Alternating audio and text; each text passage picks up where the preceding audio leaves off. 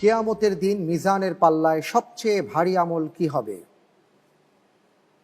ক তাকওয়া, খ সালাত, গ সিয়াম, ঘ উত্তম চরিত্র। জি, আল্লাহর উপর ভরসা করে বলছি এটির অ্যান্সারটি হবে ঘ, উত্তম চরিত্র।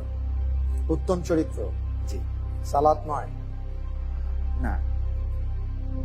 সিয়াম নয়, রমজান মাস চলছে, না, এটি সম্পর্কে হাদিস আমি পড়েছি। করেছেন? জি। লক করে দেব, জি ইনশাআল্লাহ।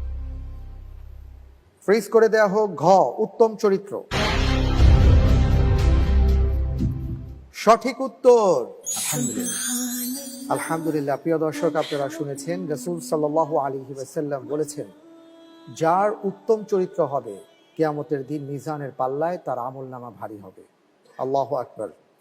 আল্লাহ তাআলা আমাদের সবাইকে উত্তম চরিত্রের অধিকারী হিসাবে কবুল করুন, আমিন।